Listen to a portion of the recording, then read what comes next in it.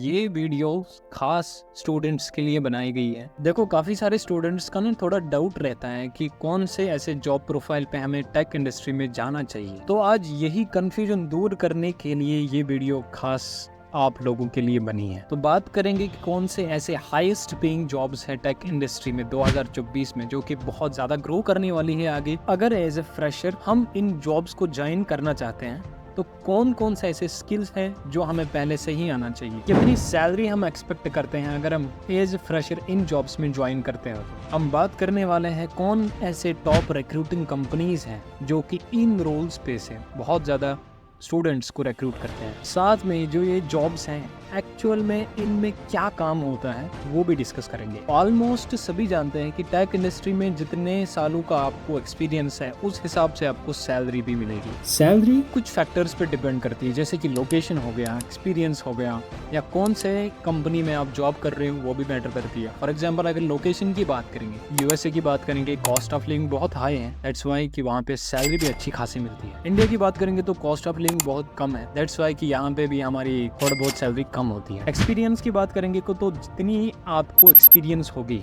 उसी हिसाब से आपकी हाईएस्ट सैलरी भी होगी। फॉर एग्जांपल, आपको 5 साल का एक्सपीरियंस है तो आप 50 लाख का सीटीसी एक्सपेक्ट कर सकते हो इंडिया के अंदर। और आप किस कंपनी में जॉब करते हो ये भी मैटर करते हैं। फॉर एग्जांपल, अगर आप माइक्रोसॉफ्ट, अमेजॉन, गूगल, फेसबुक में काम करते हो तो वहाँ पे आपको सैलरी भी अच्छी खासी मिलती है। बट इसमें एक कंडीशन है, इन जॉब्स के अंदर की टाइम के साथ जो 5 साल आपने उस फील्ड के अंदर डाले हैं उसमें आपने अच्छा खासा एक्सपीरियंस इंडस्ट्री स्टैंडर्ड्स के हिसाब से गेन किया है। पहली जॉब आती है हमारी एआई इंजीनियर्स। एआई इंजीनियर्स का काम होता है आर्टिफिशियल इंटेलिजेंस टेक्नोलॉजी को डिजाइन करना, डेवलप करना और इम्प्लीमेंट करना। इनका फोकस होता है कि इंटेलिजेंट सिस्टम्स बनाए पर जो खुद से सीखते हैं, डिसीजन मेकिंग करते हैं और कॉम्प्लेक्स टास्क्स को सॉल्व करते हैं। एआई इंजीनियर बनने के लिए कुछ बेसिक स्किल्स और नॉलेज होना बहुत जरूरी है, जैसे कि Python, machine learning, data science and statistics. Programming language में आप पाइथन या आर को भी यूज कर सकते हो। पाइथन एआई और मशीन लर्निंग में काफी यूज होता है। मशीन लर्निंग के कॉन्सेप्ट्स,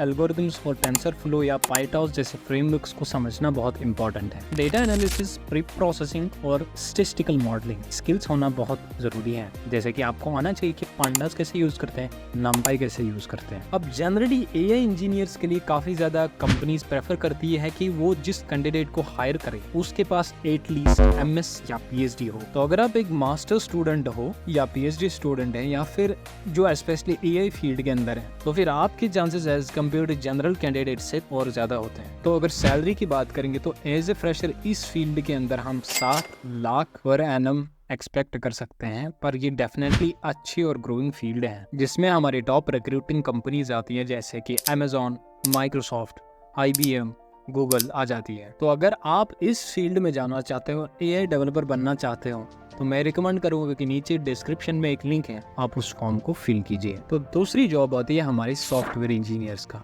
सॉफ्टवेयर इंजीनियर का काम होता है कि सॉफ्टवेयर एप्लीकेशंस और सिस्टम्स को डेवलप करना, मेंटेन करना और इम्प्रूव करना। एप्लीकेशंस और सिस्टम्स के लिए कोड लिखना, टेस्ट करना और उन्हें मेंटेन करना, कॉम्प्लेक्स प्रॉब्लम्स को सॉल्व करना और एफिशिएंट सॉल्यूशंस तैयार करना, कोलैबोरेशन जैसे टीम्स के साथ कोलैबोरेट करना जिसमें कम्युनिकेशन और टीम वर्क इंपॉर्टेंट होता है, टेस्टिंग और डिबगिंग जैसे सॉफ्टवेयर को टेस्ट करना और बग्स को आइडेंटिफाई करना और उन्हें फिक्स करना। अगर आपको इस फील्ड में जॉब करना है तो एज ए फ्रेशर तो हमें कुछ चीजें आने चाहिए, जिसमें सबसे मेजर प्रोग्रामिंग लैंग्वेज का आना है। जनरली इंडिया के अंदर या तो स्टूडेंट्स जावा सीखते हैं या तो वो C++ प्रोग्रामिंग लैंग्वेज को चूज करते हैं, नहीं तो आप जावास्क्रिप्ट और पाइथन लैंग्वेज को भी सीख सकते हैं। जनरली एक प्रोग्रामिंग लैंग्वेज पे तो स्ट्रॉन्ग कमांड होने ही चाहिए। उसके बाद हमें डीएसए आना चाहिए, डेटा स्ट्रक्चर एंड एल्गोरिथम्स के हमारे कॉन्सेप्ट्स क्लियर होने चाहिए। तो इतना ही काफ़ी नहीं है, आज डेवलपमेंट के बारे में भी आपको नॉलेज होने चाहिए। तो अगर आप एक फ्रेशर हैं तो वहाँ पर डेवलपमेंट के प्रोजेक्ट्स आपके रिज्यूमे में हो तो वो आपको काफ़ी ज़्यादा हेल्प कर सकते हैं। साथ के साथ कंप्यूटर साइंस के जो फंडामेंटल्स हैं उसके बारे में भी नॉलेज होना चाहिए, जैसे कि ऑब्जेक्ट ओरिएंटेड प्रोग्रामिंग कैसे काम करते हैं या फिर हमारे ऑपरेटिंग सिस्टम कैसे काम करते हैं, डेटाबेस मैनेजमेंट सिस्टम क्या होते हैं, कंप्यूटर नेटवर्क कैसे काम करता है। तो एज ए फ्रेशर इस तरीके की बेसिक नॉलेज हमारे पास होनी चाहिए। फिर जब हम जॉब को ज्वाइन करते हैं इंडस्ट्री के अंदर एज ए फ्रेशर, 2023 के हिसाब से एवरेज पैकेज जो सॉफ्टवेयर इंजीनियर्स का होता है वो है around 6 lakh per annum. But ये जो एवरेज पैकेज है एज ए फ्रेशर, ये काफ़ी ज़्यादा डिपेंड कर दिया है कि आपके स्किल्स की लेवल कितनी है। जैसे आप कौन सी कंपनी में जाते हो वो भी मैटर करती है। तो हो सकता है कि आप जो आपकी एवरेज पैकेज है इससे ज़्यादा ऊपर मिल सकती है आपको बड़ी कंपनीज में। जैसे माइक्रोसॉफ्ट के एग्जांपल ले लो, वहाँ पर जॉब फ्रेशर की CTC that is around 40 to 50 lakh per annum. तो तीसरी जॉब जिसके बारे में हम बात करने वाले हैं वो है हमारे डेवऑप्स मैनेजर की।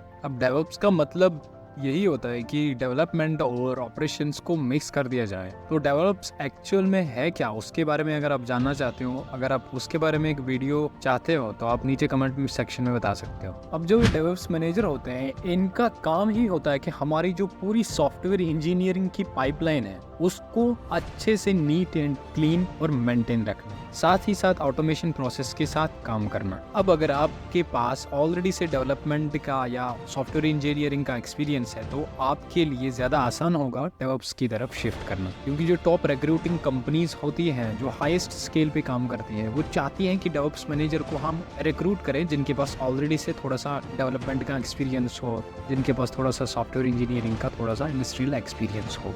अब इस फील्ड के अंदर अगर हमें इंटर करना है तो as a fresher CI/CD pipeline की फुल अंडरस्टैंडिंग होनी चाहिए। इसके साथ साथ हमें लिनक्स की अंडरस्टैंडिंग भी होनी चाहिए। साथ में साथ हम पाइथन जैसे स्क्रिप्टिंग लैंग्वेज भी सीख सकते हैं और इसके साथ साथ हम एंसिबल या पॉपिट जैसे टूल्स के बारे में भी सीख सकते हैं। एज ए फ्रेशर इस फील्ड के अंदर हम 6 लाख पर एनम तक का जो पैकेज है एक्सपेक्ट कर सकते हैं। पर ये जो पैकेज है ये एक्सपीरियंस के साथ साथ काफी ज्यादा बढ़ सकती है डिपेंडिंग अपॉन की टाइम के साथ साथ कितने स्किल्स आपने एक्वायर करते हैं। अब इसमें टॉप रिक्रूटिंग कंपनीज हैं, उसमें हमारी TCS आ जाती है, टेक महिंद्रा आ जाती है, ओरेकल आ जाती है, IBM आ जाती है एंड इसके साथ साथ काफ़ी सारी कंपनी। नेक्स्ट जॉब जो हमारी आती है वो है हमारे फुल स्टैक डेवलपर्स का। अब जनरली सॉफ्टवेयर इंजीनियरिंग के अंदर ही एक सब पार्ट होता है जिसका नाम होता है सॉफ्टवेयर डेवलपमेंट, और सॉफ्टवेयर डेवलपमेंट के अंदर ही हमारी ये फुल स्टैक डेवलपमेंट आ जाती है। फुल स्टैक डेवलपमेंट का मतलब ही होता है कि आप किसी भी डेवलपमेंट प्रोसेस के अंदर फ्रंट एंड पे भी काम कर सकते हो और बैक एंड पे भी काम कर सकते हो। और भी आसान भाषा में अगर इसको समझते हैं तो बेसिकली वेबसाइट्स और एप्लीकेशंस को बना रहे होते हैं। जो हिस्सा यूजर्स के साथ इंटरेक्ट करता है, जो हमको दिखता है, उसको हम फ्रंट एंड कहते हैं, और जो हिस्सा हमें कभी दिखाई नहीं देता पर जिससे मैक्सिमम जो बैक एंड के अंदर काम हो रहा होता है उसको हम बैक एंड कहते हैं। अब बेसिकली फुल स्टैक डेवलपर का काम ही होता है कि वो इन तीनों टेक्नोलॉजीज को मिला के एक वेबसाइट बिल्ड करता है या फिर कोई एप्लीकेशन बिल्ड करता है, लाइक फ्रंट एंड को मिला के, बैक एंड को मिला के और डेटाबेस को मिला के एक अच्छी सी और पूरी एंड टू एंड वेबसाइट बनाना। अब डाउट ये होगा कि फुल स्टैक डेवलपर बनेंगे कैसे। तो फुल स्टैक डेवलपर बनने के लिए हमें सबसे पहले फ्रंट एंड की स्किल्स आनी चाहिए, जैसे कि HTML, CSS और जावास्क्रिप्ट जैसी प्रोग्रामिंग लैंग्वेज भी आनी चाहिए। और उसके बाद अगर बैकएंड की बात करेंगे तो बैकएंड में कोई भी लैंग्वेज आप चूज कर सकते हो, जैसे कि पाइथन, PHP, जावास्क्रिप्ट का यूज करके उसमें हमारे पास जेंगो या फिर नोड.js काफी पॉपुलर ऑप्शंस आ जाती हैं। डेटाबेस में भी हमें SQL और MongoDB जैसे टेक्नोलॉजीज सीख सकते हैं। और अगर हम ऐप डेवलपमेंट की साइड जाना चाहते हैं as a full stack developer तो वहां पर हम जावा जैसे प्रोग्रामिंग लैंग्वेज को सीख कर स्टार्ट कर सकते हैं। साथ के साथ हमारे पास रिएक्ट नेटिव और फ्लटर जैसी पॉपुलर ऑप्शंस भी होते हैं। अब फुल स्टैक डेवलपर की बात करेंगे तो जनरली हर कंपनी के अंदर किसी न किसी डेवलपमेंट का काम चल ही रहा होता है। साथ के साथ अगर कोई नया स्टार्टअप है या कोई नई कंपनी आती है तो वो भी चाहती है कि वो अपनी वेबसाइट से एप्स को डेवलप करने के लिए किसी न किसी डेवलपर को हायर करें। तो वहां पर अगर आप as a full stack developer काम करते हो तो काफी सारे जॉब अपॉर्चुनिटीज आपके लिए खुल जाती है। अब इस फील्ड के अंदर जो हम average package as a fresher expect कर सकते हैं वो है अराउंड 6 लाख पर एनम। इसमें हाईएस्ट पैकेजिंग का कोई लिमिट नहीं है। ऑलमोस्ट जो टॉप रिक्रूटिंग कंपनीज का भी यही होता है कि उनका कोई काउंट नहीं होता है, क्योंकि ऑलमोस्ट हर कंपनी किसी न किसी तरीके की डेवलपमेंट के लिए हायरिंग कर रही होती है। सो अगर आप भी सीखना चाहते हो web development, full stack development सीखना चाहते हो तो आप DM कर सकते हो मुझे। I can make a separate playlist for that. तो ये थी हमारी आज की वीडियो, जिसमें हमने देखा कि कौन कौन से ऐसे टॉप जॉब्स मार्केट में ग्रो कर रहे हैं टेक इंडस्ट्री के अंदर, और हमने डिस्कस किया कि अगर हम इन प्रोफाइल्स में जाना चाहते हैं तो कौन कौन से ऐसे स्किल्स हैं जो हमें आनी चाहिए। अगर आपको हमारी वीडियो पसंद आती है तो आप लाइक जरूर करें और अपने दोस्तों के साथ भी शेयर करें और इस चैनल को जरूर सब्सक्राइब करें। मिलते हैं ऐसी नेक्स्ट वीडियो में, तब तक के लिए खुश रहें।